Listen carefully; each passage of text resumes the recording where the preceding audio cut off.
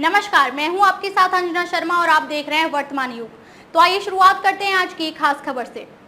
OBC नेताओं के निशाने पर आए तो हल्के पड़ गए जरांगी के तेवर, आखिरकार वापस लिया नालायक लोग वाला बयान।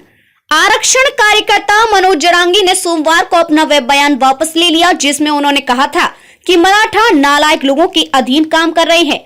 जरांगी के इस बयान को महाराष्ट्र में अन्य पिछड़ा वर्ग के अपमान के तौर पर देखा गया और इस पर खूब हंगामा भी हुआ। उन्होंने कहा कि वे मराठा समुदाय के हितों की रक्षा पर ध्यान केंद्रित रखना चाहते हैं। जरांगी ने मराठा समुदाय के सदस्यों के लिए सरकारी नौकरियों और शिक्षा में आरक्षण की मांग को लेकर अपने आंदोलन के तहत अगस्त के अंत के बाद से 2 अलग अलग मौकों पर कई दिन तक भूख हड़ताल की है और अपनी मांग के समर्थन में राज्य भर में रैलियां कर रही हैं।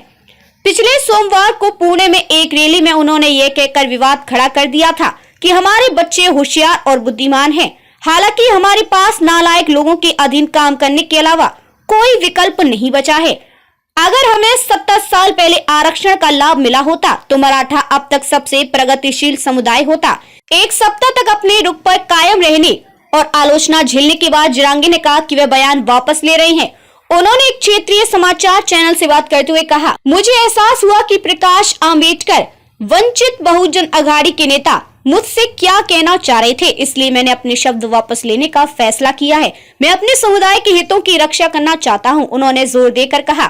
भुजबल राज्य के मंत्री और प्रमुख ओबीसी नेता छगन भुजबल या किसी अन्य नेता द्वारा मुझ पर निशाना साधने के कारण मैंने अपने शब्द वापस नहीं लिए हैं। संविधान के मुख्य निर्माता BR अम्बेडकर के पोते प्रकाश आंबेडकर ने रविवार को जरांगी को ऐसे शब्दों का इस्तेमाल नहीं करने की सलाह दी थी जिससे मराठा आरक्षण के लिए उनके संघर्ष के उद्देश्य विफल हो सकते हैं।